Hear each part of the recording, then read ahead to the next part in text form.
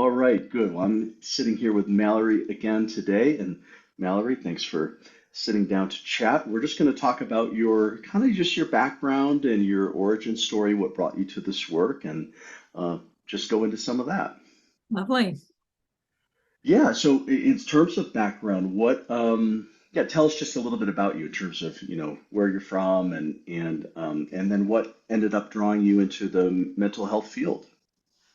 Totally. Yeah. Yeah. So I am originally from Iowa, originally from the Midwest. And yeah, I would say my whole life I was always really interested in humanity and people and the way that we treat each other, the way that we interact with each other. I certainly it was sort of from a young age, my own different identities of kind of those early experiences of feeling different or separate than or going through some hard experiences in my own youth of just sort of forever I've kind of had this piece of humans and how we treat each other the ways that we do and why we treat each other the ways that we do, and always been so fascinated by that and how we can be in relationship with one another in ways that are kinder, really. And so that's kind of always been something I've felt passionately about and cared about is how we can be kinder and create more safety within ourselves and with other people.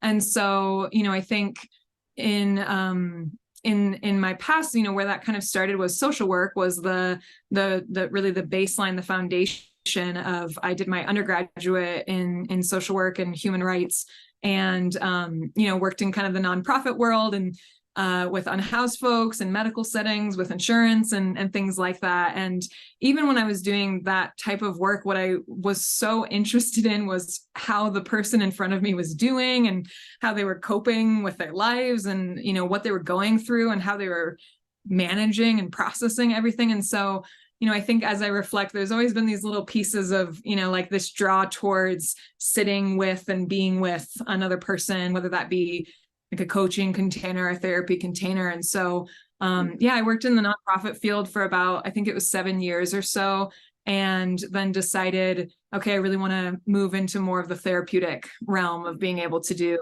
therapy with people. So that's when I went to grad school for social work to specifically start to become doing therapy with people. Very cool. And that was back in the Midwest, right? Yep. Yeah. Yeah. Yeah, so I did my graduate program in St. Louis, Missouri, at Washington University there. So I lived in Denver, working in the nonprofit realm, and then moved to St. Louis for grad school, and then moved back to Denver, Colorado after that. Yeah. Yeah. Great. So what was it, having been in the sort of on the ground in the field, not-for-profit work, and then going into, learning the therapeutic techniques and I'm imagining sort of a foundation in psychotherapy, CBT and DBT kind of approaches. How Yeah. was it to kind of go into that, make that transition?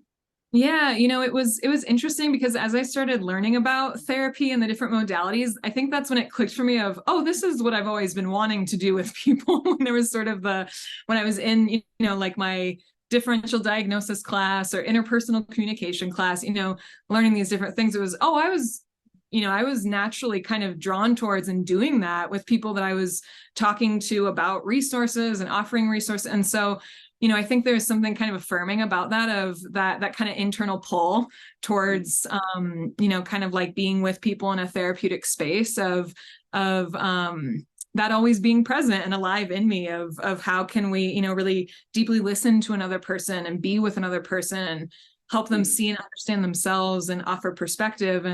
And so, and then inversely, from my time working in nonprofits, whenever I'm sitting with folks, I'm also kind of thinking about like, yeah, and the different pieces of their lives and how do they have access to resources and, ways that we can kind of make more options and routes be accessible for them. So they've kind of, there's almost kind of a like infinity symbol that's happened between them of informing each other, if that makes sense. It does, yeah, it does make sense.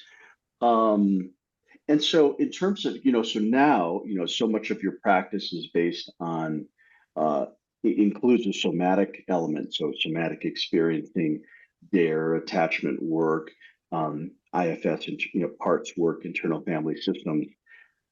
I think of those as sort of some of the tools that you bring into your session these days. Did you learn some of that in grad school? Was that postgraduate education? How did you kind of continue in that direction? Yeah. So I specifically started my training in somatic experiencing and the DARE attachment coaching and internal family systems post grad school. So in graduate school, it was a little bit more focused on, like behavioral therapies or psychodynamic type of therapies. And so post grad school is when I really started to get some really cool in-depth training in the more somatic pieces, which to me just really felt like an experience of coming home. In my first somatic experiencing training, it was, this is what I've been waiting for. This is the stuff. Like, it was like, this is where some really potent change, experiential change can happen for people. And so I just was so excited when I got to start doing that type of learning and that type of training, because I'm just so passionate about the power of somatic work. Had you had some exposure to it, or how did that, working through the body, working with the nervous system, how did that get on your radar?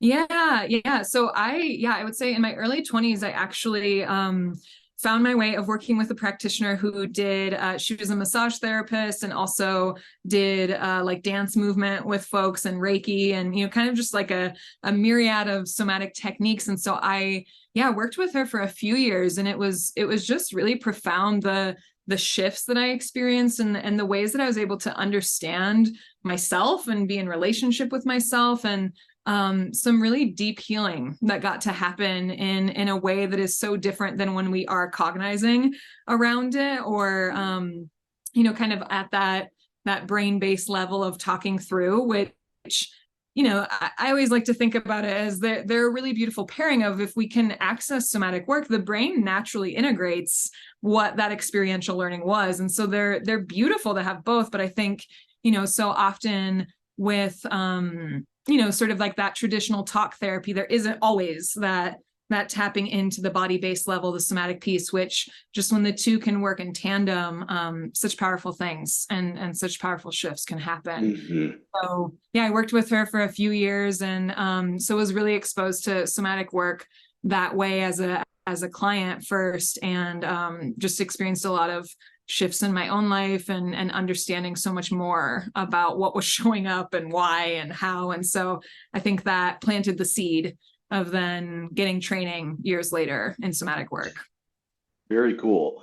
So in your practice these days, so again, I mentioned those three modalities: somatic experiencing, DARE, attachment work, parts, IFS work.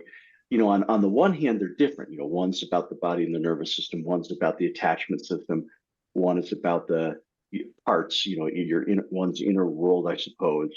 Yeah. But if I understand for you, in a given session or with a given client, all three of those sort of approaches might find their way into the therapeutic relationship.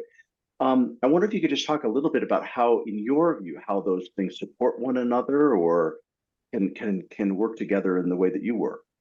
Totally. Yeah. I think that it can be such a beautiful trifecta. I think the three of those can just work so well together, of just sort of, so often it's sort of maybe starting with the somatic piece of, okay, and as we're talking about this, what are you noticing that's happening inside of you, or how is it to be talking about this? And, oh, I'm actually feeling, some tightness in my throat, or, just kind of, that can be, I think, a really great window in sometimes of what's happening on that body-based level.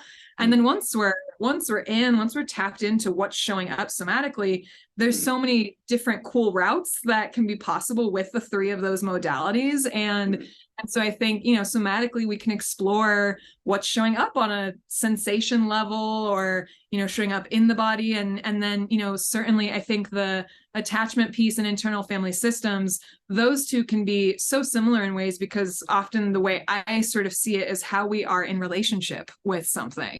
Right. Mm-hmm. So Mm-hmm. attachment piece is really bringing in how we're relating to these different pieces that are showing up in our body. And then with internal family systems, it's, kind of giving us a pathway of, okay, and as we're noticing a particular part or a particular piece, how can we start to understand this part of us and converse with it, connect with it, get to know it, and build a relationship with it. So there's, I think, the combo of all three can work really beautifully together. Yeah. Well, something I have thought of. Maybe I've thought of this before, but not exactly in this way. But as you're talking, one connection I'm making is that, when we look at dare attachment work, a lot of that is about, well, how our historical patterns of connection or disconnection, how are they showing up in our present ability to connect with others, whether that's romance partners, friendships, colleagues, our parents, our Totally. children, whatever that is. So it's sort of like, what has been our what's influencing our relationships in a little bit of an outer way. Yeah. Of course, the inside matters, but then when I think about IFS, one thing I like so much about it is that it too is a relational model, mostly Yeah. directed inwards in Totally. terms of identifying the parts, their various roles, protectors, etc. But so much of the healing potential, not really just the insights about our parts, but really the relationship building towards them. And so Yeah. I guess I'm just sort of seeing how Dare and sort of looking at our relationship styles in general, and then bringing that into our inner system. I'm feeling in a sort of a fresh way how that can fit. Does Totally. that schema make sense to you? Absolutely. Yeah. No, I that makes so much sense, and totally agree of the way they can inform each other, right? Like as we might be processing past relationships or current relationships and the impact, there's also alongside that this process internally, right, of working with different parts and what's coming up with those. And so, as you're sharing that piece and that schema, it makes me think about, when we're really building relationship with these different parts and healing can happen on that internal level, it also can shift how we are in relationship with ourselves, and then also how we're in relationship with other people. So it's cool how that gets to really all blend together beautifully. Yeah. I love that. Okay, last question for today. What's something that's sort of alive for you right now, like something you're learning about or interested in or reading about, or you're bringing it into your sessions a lot? Because there's just something that's juicy for you these days. Totally. Yeah. I think lately I'm just feeling so passionately about, and I feel like we've kind of been already naming this piece as we're talking, but just feeling so passionately about how we can build and deepen relationships with ourselves that are really intentional. I think so often we can, especially in stress, move to this place where we're really hard on ourselves, or, like just yeah, like when we're overwhelmed or we're stressed, there can be that part of us, often a protector part, right, that kind of comes in hot or takes over, that, is just can be really hard on ourselves. And when we're struggling is when we need the most kindness. And so I think, a thing that I'm just feeling so passionate about is in my own work, of course, like in my personal life and in my own work, but also with clients too, of just how can we start to create access to that just glimmer of compassion or that glimmer of kindness or even neutrality when we're having a hard time, because Mhm. that's we always need kindness, right? But especially when we're struggling, that is when we really need it the most. And so Yeah. I've just been so excited of finding ways with folks to help that feel authentic, because it's one thing to look up online like, how do I be nice to myself, and it's like that doesn't feel genuine, or it can be hard to connect. And so Right. finding ways that resonate for folks that feel realistic and authentic of, oh, okay, no, actually, yeah, okay, I do deserve kindness in this moment, and I can let that in a little bit, right? And Mhm. so I just get so excited when folks bravely start to be able to have the capacity for that to get to happen. And I think too, recently have been having some compassion towards intellectualizing of this sort of, sometimes we kind of stay up in the head and it can be hard to drop into the body. And I think I've been just feeling some compassion of, sometimes that is a wise protective part of us that, there's a lot happening in the body, or there's a lot of pain in the body. So of course it would make sense to stay more in that Mhm. intellectual space. And so Mhm. I've been getting really curious about joining people in that and draining myself in that and really understanding the function before trying to, you know, I'll just use myself as an example of getting hard on myself for intellectualizing of like, oh yeah, of course that's there because there's a lot happening in the body. And so I'm kind of scared to go there. And so can we, you know, really thank that protective part of us and acknowledge the role it's playing, being with that, the intellectualizing part, which often can then open a doorway to tap into the body a little bit and start to deepen into that relationship too. So those are just some of the things I'm feeling excited about. Yeah. Like it. I like it. Yeah. Yeah, even the hearing, speaking of intellectual parts, hearing you describe it, it's like I can feel it from the inside because in the sense that I know exactly what you mean. It's one thing to say it, you know, almost like a platitude. Oh, I should, you know, have self-compassion. I should be kind to myself. But I think what I was sensing as you were describing is exactly like you know how to help, you know, create that in an authentic way. So Totally. yeah, I love that. Yeah.